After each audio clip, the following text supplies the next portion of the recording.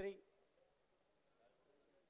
वित्त आणि नियोजन मंत्री, जिल्ह्याचे पालकमंत्री आदरणीय अजितदादा, आज आपल्या तालुक्यातील विविध विकास कामाच्या भूमिपूजन समारंभाच्या निमित्तानं आणि मला जो विधानसभेमध्ये उत्कृष्ट भाषण केलं त्याच्याबद्दल माझा जो गौरव राष्ट्रपतींच्या हस्ते झाला त्या प्रित्यर्थ तालुक्यातील सर्व राष्ट्रवादी काँग्रेस पक्षाच्या कार्यकर्त्यांच्या वतीनं हा सत्कार सोहळा आयोजित केला। खरं म्हणजे 8 तारखेलाच आपण कार्यक्रमाचं नियोजन केलं होतं, परंतु तालुक्यातील विविध विकास कामाच्या भूमिपूजनाकरता दादांनी आज वेळ दिली आणि म्हणून आपल्या सर्वांच्या उपस्थितीमध्ये हा सत्कार सोहळा दादांच्या उपस्थितीमध्ये संपन्न होतोय। सकाळपासून आळंदी या ठिकाणी तिथे शाळेची भव्य इमारत बांधण्याकरता दादांनी 9.5 कोटी रुपये उपलब्ध करून दिले। आळंदी बरकळ या रस्त्याला CRF मधनं 35 कोटी रुपये उपलब्ध करून दिले। चाकणचा सगळ्यात जो महत्त्वाचा मुद्दा होता आरोग्याचं हॉस्पिटल आणि कर्मचाऱ्यांच्या करता क्वार्टर्स अशा भव्य त्या आरोग्य संकुलाच्या उभारणीकरता दादांनी आपल्याला 94 कोटी 83 लाख रुपये उपलब्ध करून दिले। त्याचा भूमिपूजन समारंभ दादांच्या हस्ते त्या ठिकाणी संपन्न झाला। खरं म्हणजे तिथंच आपण सभेचं नियोजन करणार होतो, परंतु एकाच शहरामध्ये 2 सभा घेणं यापेक्षा पावसाळ्याचे दिवस आहेत आणि म्हणून या मंगल कार्यालयामध्ये या सभेचं आपण आयोजन केलं। या सभेच्या निमित्तानं उपस्थित असलेल्या जिल्हा परिषदेच्या अध्यक्षा आदरणीय निर्मलाताई पानसरे, तालुका राष्ट्रवादी काँग्रेस पक्षाचे अध्यक्ष कैलासराव सांडभोर, कृषी उत्पन्न बाजार समितीचे सभापती कैलासराव लिंबोरे, उपसभापती विठ्ठल वनगरे, सौभाग्यवती सुरेखा मोहिते, कार्यक्रमाच्या निमित्तानं व्यासपीठावर उपस्थित असले आदरणीय शांताराम चव्हाण, राजाराम लोखंडे, युवकांचे अध्यक्ष जयसिंग दरेकर ज्याचा आज वाढदिवस आहे, महिला आघाडीच्या अध्यक्षा आदरणीय संध्याताई जाधव, शहराचे अध्यक्ष आदरणीय रामशेठ गोरे, चाकण शहराचे अध्यक्ष सुभाष छोले, आळंदीचे अध्यक्ष प्रकाश कुऱ्हाडे, आपल्या आळंदी नगरपालिकेचे विरोधी पक्षनेते आदरणीय जीवनशेठ सोनवणे,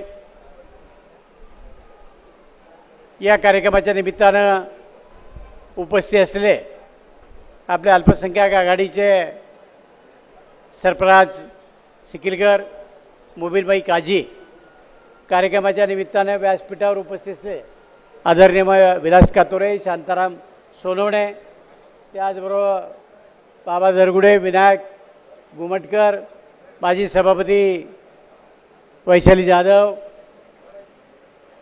रुपालीताई जाधव, कार्यक्रमाच्या निमित्तानं उपस्थित असलेल्या कांचनताई ढबाले, त्याचबरोबर मनीषाताई टाकळकर, निलेश थिगळे, व्यासपीठावर बसलेले जिल्ह्याचे उपाध्यक्ष आदरणीय राहुल नायकवडी, विशाल नायकवडी, कार्यक्रमाच्या निमित्तानं व्यासपीठावर असते सर्वच, कृषी उत्पन्न बाजार समितीचे संचालक, OBC सेलच्या महिला आघाडीच्या अध्यक्षा मंगलताई जाधव, सागर बनकर, कृषी उत्पन्न बाजार समितीचे संचालक माजी सभापती आदरणीय अशोकदादा राक्षे, विनोद उर्फ पप्पू टोपे, हनुमंतराव कड, कमलताई कड, त्याचबरोबर या ठिकाणी उपस्थित असलेले योगेश देशमुख, चाकणमधली सगळे मान्यवर मंडळी, सगळ्यांची नावं घेतली पाहिजेत। आपण सगळेच मान्यवर आहात, समोर बसलेले सुद्धा सगळे मान्यवर आहेत, बंधू भगिनी आणि माझ्या सहकारी मित्रांनो आणि पत्रकार मित्रांनो। खरं म्हणजे साधारणतः 15-3 आठवड्यापूर्वी दादा तालुक्यामध्ये जनसंवाद यात्रेच्या निमित्तानं आले होते. दादांचा तो धावता दौरा होता. दादांना याच्यानंतर पुण्यामध्ये कार्यक्रमाला जायचं होतं. त्यामुळे दादांची सारखी घाई चालली होती की मला पुढच्या कार्यक्रमाला जायचं, तुम्ही आवरा. आणि दादा भाषण केल्यानंतर सुद्धा लोक येत राहिले. बऱ्याच लोकांची निराशा झाली की आम्ही आलो आणि दादा गेले, परंतु पुढं मुख्यमंत्री येणार होते आणि त्यामुळं दादांना आणि दादांच्याबरोबर मलासुद्धा त्या ठिकाणी जावं लागलं. आज मात्र मी दादांना सांगितलं मला दिवसभराचा निवांत वेळ द्या, आणि आज दिवसभराचा निवांत वेळ सकाळपासून दिला आहे. आणि साधारणतः 4-5 वाजेपर्यंत कार्यक्रम संपून दादा पुढच्या कार्यक्रमाला पुण्याला जाणार आहेत. ज्या दादांच्या माध्यमातून तालुक्याच्या विकास कामाकरता कोट्यवधी रुपये मिळाले आणि सर्वांगीण विकास तालुक्याचा आपण करू शकलो, ते दादाच आपल्याला भूमिपूजनाकरता आणि उद्घाटनाकरता हवे होते. सगळ्या कार्यकर्त्यांची इच्छा होती की दादा आले पाहिजे. आपल्या सगळ्यांनाच कल्पना आहे की दादा आले म्हणजे एक वेगळ्या प्रकारचं चैतन्य तुमच्या माझ्या मनामध्ये येतं आणि आपण सगळेच जण उल्हासित होतो. निवडणुका येऊ घातल्यात. निवडणुकीच्या निमित्तानं तालुक्यामध्ये आता वातावरण ढवळून निघायला सुरुवात झाली. वेगवेगळ्या पक्षाचे अनेक उमेदवार आहेत. त्यांच्यामध्ये प्रचंड अशा प्रकारची चुरस आहे. आता जो कोणी समोरनं उमेदवार येईल आणि जितके येतील ते त्या सगळ्यांना भविष्यामध्ये खेड तालुका राष्ट्रवादी काँग्रेस पक्षाचे कार्यकर्ते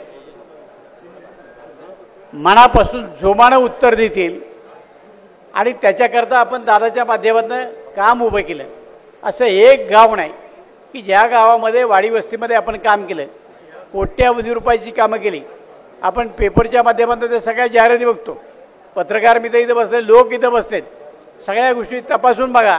आणि माझी एक सभा आहे की काम मंजूर झालं तर त्याची वर्क ऑर्डर झाली नाही तर ते काम त्या ठिकाणी जाऊन त्याचं भूमिपूजन करायचं नाही.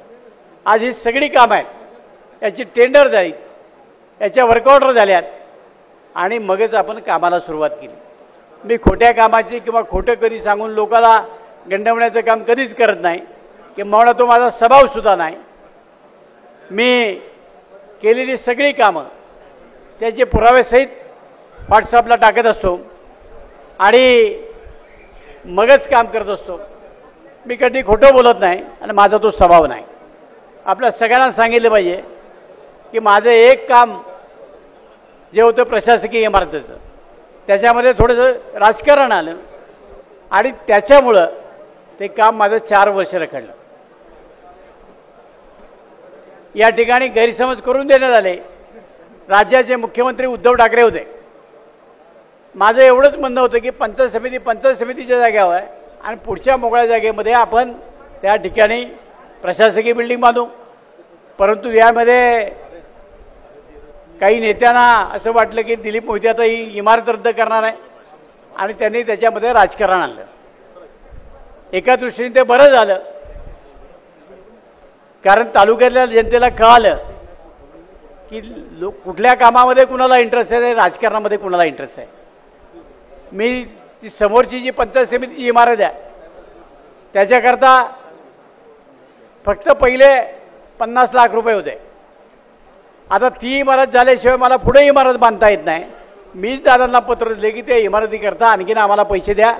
परत दादांनी पंचायत समितीच्या इमारतीकरता 5 कोटी रुपये दिले आणि जी प्रशासकीय इमारत होती त्याच्याकरता 21 कोटी रुपये दिले. त्याच्या सगळ्या मंजुऱ्या मिळाल्यानंतर आज त्याचं भूमिपूजन आपण दादांच्या हस्ते करतोय.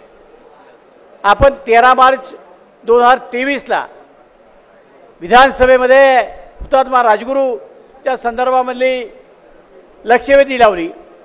त्या लक्षवेधीमध्ये जे आपण भाषण केलं आणि त्याच्यामुळं राज्याचे मुख्यमंत्री असतील, राज्याचे दोन्ही उपमुख्यमंत्री असतील, या सगळ्यांनी त्या लक्षवेधीचा विचार करून 254 कोटी रुपये त्या स्मारकाकरता उपलब्ध करून दिले.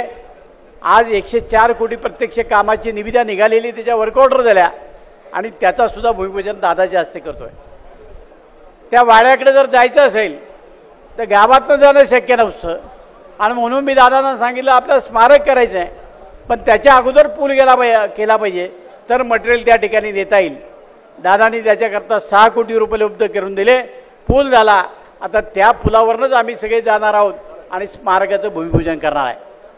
वाडा रोड हा सगळ्यात महत्त्वाचा रोड आणि त्या वाडा रोडला कायम त्या ठिकाणी अडचणी यायच्या, खड्डे पडायचे, लोक त्रस्त व्हायचे. अखंड रस्ता कॉन्क्रीटचा करण्याकरता दादांनी 15 कोटी रुपये उपलब्ध करून दिले. तो रस्ता पूर्ण झाला आहे आणि त्याचं उद्घाटन दादांच्या हस्ते आपण करणार आहोत. राजगुरू शहरामध्ये येणारी जी वाहतूक आहे ती वाहतूक डायव्हर्ट व्हावी त्याच्याकरता आपण अर्बुजवाडीवरनं नवीन एक पूल अर्बुजवाडी ते वडगाव पाटोळी टाकला. त्या पुलाची निविदा झाली आणि तो 7 कोटी रुपयाचा जो पूल आहे त्याचं आज भूमिपूजन दादांच्या हस्ते आपण करतोय. त्याचबरोबर कान्हेवाडी वेताळे या रस्त्याकरता 18 कोटी रुपये आपल्याला केंद्र शासनाच्या निधीमधून उपलब्ध करून दिले. दादानी त्याची वर्क ऑर्डर राहिली म्हणून आज आपण त्याचं भूमिपूजन करत नाही. परंतु कडूस ते शिरदाळे हा जो रस्ता आहे त्याच्याकरता 150 कोटी रुपये उपलब्ध झाले आणि त्या 150 कोटी रुपयाच्या कामाचं शुभारंभ भूमिपूजन दादाच्या हस्ते आज आपण करतोय. कोट्यावधी रुपयाची कामं या तालुक्याच्या विकासाकरता दादाने आपल्याला उपलब्ध करून दिली आणि आज त्या सगळ्या कामाचा शुभारंभ दादांच्या हस्ते करतोय. मी एक काम करणारा कार्यकर्ता आहे. दादांना माहिती आहे की जोपर्यंत माझी प्रशासकीय इमारतीचं मला पत्र मिळत नव्हतं मी आत्तापर्यंत दादांना 150 पत्र दिली. दर मिटिंगला मी दादाला उपस्थित असायचं. दादा सांगायचे प्रत्येक वेळेला गजानन पाटलाला, गजानन आज मुख्यमंत्र्याकडे आपल्या कसल्यापर्यंत सही घ्यायची. ते सगळं करायला आम्हाला वर्ष लागलं. पण वर्षभर मी काही चिकाटी सोडली नाही आणि दादांचा पाठपुरावा काही सोडला नाही आणि ते काम करून घेतलं म्हणजे घेतलं. आता या सगळ्या जर गोष्टी करायच्या असतील तर त्याला पाठपुरावा लागतो. दादांच्या साक्षीनं आपल्या सगळ्यांना सांगतो की दादांनी कधी सांगावं की तालुक्याचा विकास काम सोडून ज्या कामामुळं वैयक्तिक काही लाभ मला होणार आहे असं एकही काम मी माझ्या 3 टर्ममध्ये दादांना सांगितलं नाही. एकदाही कधी सांगितलं की दादा हे काम करा म्हणजे मला 10 रुपये मिळणार आहेत कधी. आणि मी कधी लफड्याची कामं घेऊन मंत्रालयामध्ये जात नाही. तो माझा व्यवसाय नाही. मी माझा व्यवसाय करतो. त्याच्यातनं जे मिळाल 4 रुपये मिळतात त्याच्यातून मी समाधानी आहे आणि आम्ही उभयता 24 तास जनतेच्या सेवा करते आहोत. म्हणून ऑन ड्युटी 24 आवर असं कार्यकर्त्यांचं जे म्हणणं आहे ते एवढं की पहाटे 3 वाजता जरी कोणी फोन केला तरी फोन उचलून त्याला मदत करणारा दिलीप मोहिते आहे. कुणाचाही फोन आला आणि मला फोन करायला मिळाला नाही. आज सकाळपासून तेच झालं आहे की दादाबरोबर दादांच्या समोर फोन करता येत नाही. 20-25 फोन येऊन गेलेत. पण दादा गेले की त्या सगळ्या कार्यकर्त्याला मी फोन करणार आहे की बा तुमचं काय काम आहे माझ्याकडे. तुम्ही फोन केला होता, आज दादा होते म्हणून तुमचा फोन घेता आला नाही. म्हणजे आलेल्या प्रत्येक माणसाचं काम समजून घेतं, त्याला मदत करणं. आपण पाहिलं असेल तर की रोज सकाळी माझ्याकडे जनता दरबार भरतो. असा एकही दिवस नाही कुठं काही कार्यक्रमाच्या निमित्तानं गेलो होतो की मला करता येत नाही. परंतु रोज 200-250 लोकांचे प्रश्न सोडवायचे, लोकांच्या अडीअडचणी सोडवायच्या. आणि आता ह्या 2-3 वर्षात तर काय झालं आहे, 3 नगरपालिका, 14 पंचायत समिती, 7 जिल्हा परिषद, ह्या सगळ्या ठिकाणी प्रशासक असल्यामुळं या सगळ्याचा लोड आपल्यावर येतो. अनेक ठिकाणी लोक दशकरीच्या निमित्तानं बोलवतात, लग्न सोहळ्याच्या निमित्तानं. पण मला एकट्याला एवढा प्रचंड लोड आल्यामुळं आज सकाळच्या पारी कुठं जाणं शक्य होत नाही. कदाचित काही कार्यकर्ते म्हणतात की अलीकडच्या काळात अण्णा फार फिरत नाहीत. बाबा हो, फिरत नाही असं अजिबात नाही. मलाही खूप वाटतं. पण दारामध्ये आजही सकाळी दादा येणार आहेत. सकाळी लोक येऊन बसते, त्यांना त्यांचं समाधान केलं आणि मगच मला घर सोडावं लागलं. म्हणजे रोज जर लोक येत असतील तर ते लोक टाळून बाकी ठिकाणी जाणं शक्य होत नाही. आणि म्हणून कदाचित काहींच्या सुखदुःखामध्ये मला जाता येत नाही. याचा अर्थ असा आहे की मी कुणाकडे फिरत नाही असं अजिबात नाही. तुमचं काल मात्र काही शिल्लक ठेवत नाही. आता पुढं लोक असे आहेत त्यांना काही काम नाही, त्यांना लोकांचे प्रश्न सोडवायचे नाहीत. त्यामुळे ते उठले की कुणाच्या दाव्याला लागणारा आणखीन कुठं बोलवतील तिकडे जातात. त्यांची सेवा तेवढ्या पुरतीच मर्यादा आहे आणि ते फक्त 5 वर्षानंतर आहे. मी 5ही वर्ष काम करत राहतो. हा त्यांच्यातला नाही माझ्यातला फरक आहे. मी जे काम केलं तेच सांगतो. ते न केलेल्या कामाचं श्रेय घेण्याचा प्रयत्न या ठिकाणी करतात. आणि आज आपण पाहिलं असेल की दुसऱ्या मुलाखती तास 1.5 तासाच्या मुलाखती द्यायच्या आणि जन्मापासून तर आत्तापर्यंत सगळी कहाणी सांगायची. एवढा टाईम आहे कुणाला. आता माहिती आहे आपल्याला की रिवेल नावाचं आहे, फार फार तर सेकंद 20-25 सेकंद एवढीच ऐकायची वेळ लोकांकडे आहे. लोक आता जास्त बसत नाही. जर आपल्याला मांडी घालून बसा म्हटलं असतं तर फार वेळ बसले असतात. आता बसायला सुद्धा खुर्च्या टाकायला लागतात. लोकांना ऐकायला वेळ राहिले नाही. सतत लोक कार्यरत असतात. त्यामुळे तुमची तासा दीड तासाची कर्तृत्वाची कॅसेट ऐकायला खोल मोकळे आहे. आणि माझं तर ओपन आहे. मला काही कॅसेट सांगायची गरज नाही. मी ज्या ज्या गावात गेलो आहे त्या गावातल्या प्रत्येक माणसाला माहिती केला. कोणी माझ्या गावची अंगणवाडी कोणी बांधली, शाळा कोणी बांधली, सगळं त्यांना माहिती असं. आणि मी बांधलेल्या पुलावरच जातात, मी केलेल्या रस्त्यावरच जातात आणि परत मलाच नावं ठेवतात. माझी विनंती त्यांना एवढीच आहे, बाबा मला नावं ठेवण्यापेक्षा तुम्ही काय दिवे लावले ते सांगा आणि भविष्यामध्ये तुम्ही काय करणार ते एकदा जनतेला सांगा. ते फार महत्त्वाचं ठरतं. मी कधीही कुणावर टीका करणार नाही आणि माझं काम हेच त्यांच्या टीकेला उत्तर आहे. मला त्यांच्यावर टीका करायची गरज नाही, कारण मी एखाद्यावर टीका केली तो तेवढ्या उंचीचा होतो. आणि एकदा मी एका नेत्याच्या बाबतीत बोलून मला पश्चाताप झालेला आहे. आता त्याच्यानंतर मी काय या भानगडीमध्ये पडायला तयार नाही. त्यामुळे त्यांना काय बोलायचं ते बोलू द्या. लोक ऐकतात, लोक ठरवतात. कारण जर चुकीचं काही बोललो तर लोक आपल्याला सोडत नाही. आत्तासुद्धा दादांना एक अरुण शेटनी पत्र दाखवलं. अलीकडच्या काळात खोट्या बातम्या, अगदी खेड तालुक्यामध्ये घडलेला प्रकार आहे. डॉक्टर अमोल बेनके यांना जाऊन विचारा. त्यांच्या लेटर पॅडची हुबेहूब कॉपी करून आमच्या पेशंटला अशा प्रकारची ट्रीटमेंट आणि त्याच्याकरता लाखो रुपये काही कार्यकर्त्यांनी आणले आणि हे सगळी फसवाफसी ते डॉक्टर अमोल कोल्यांकडे गेले, अमोल बेनकेकडे गेले. सांगितलं की हे 1 लाख रुपये आलेत, तुम्ही 30,000 ठेवा ना, आम्हाला 70,000 रुपये द्या. त्याच्यानंतर हा प्रकार उभा राहिला. आता दादांचं सुद्धा वरती अजित पवारांचं हे केलेलं आहे लेटर पॅड आणि त्याच्यावर सांगितलं की आदिवासींच्या ह्या सवलती रद्द करा.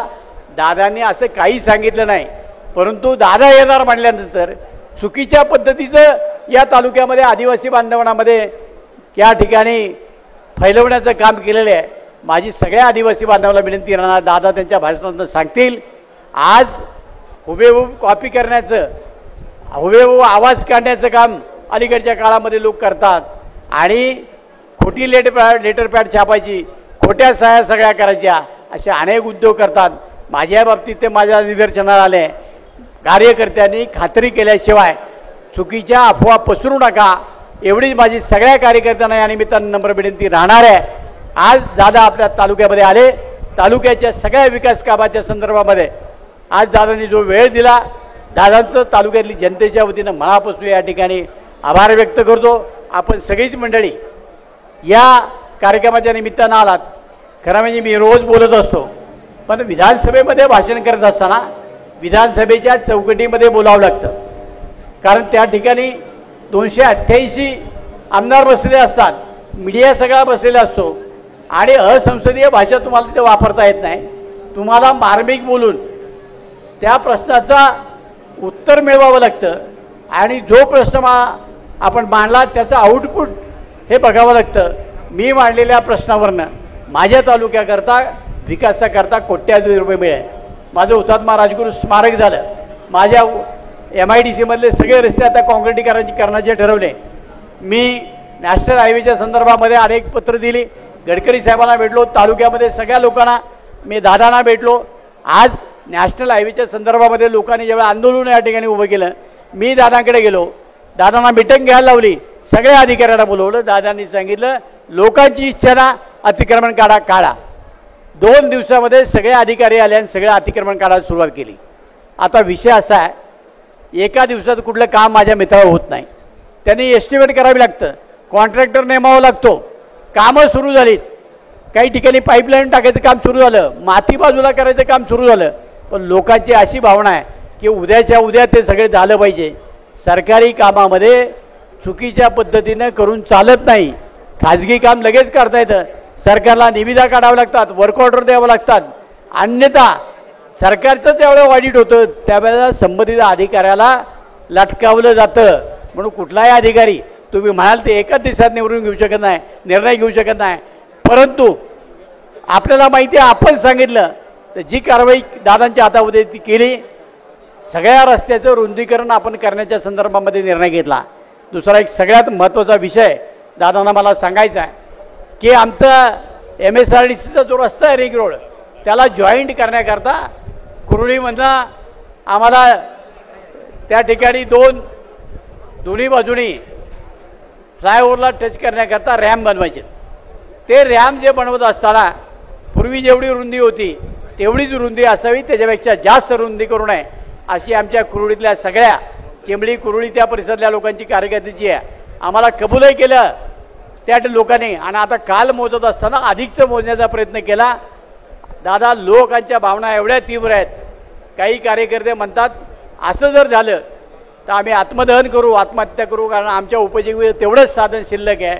माझी आपल्याला एवढीच विनंती राहणार आहे की माझ्या कार्यकर्त्यांना त्रास होणार नाही, लोकांना त्रास होणार नाही, अशा प्रकारच्या सुधारणा माझ्या तालुक्यात व्हाव्यात एवढीच अपेक्षा निमित्ताने व्यक्त करतो. आणि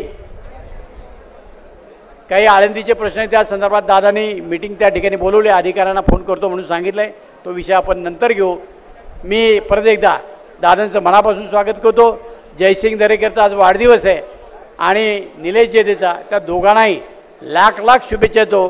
त्या दोन्ही जयसिंग तुम्हाला माहिती आहे की अतिशय कामाला रोखटोक आणि काम करणारा कार्यकर्ता, तसंच निलेशचा तो जरी माझा नातेवाईक असला तरी कार्यकर्ता म्हणून या ठिकाणी काम करत असतो, सगळ्यांना बरोबर घेऊन काम करत असतो. त्या दोघांनाही मी लाख लाख शुभेच्छा देतो आणि थांबतो. धन्यवाद. जय हिंद, जय महाराष्ट्र. हॅलो.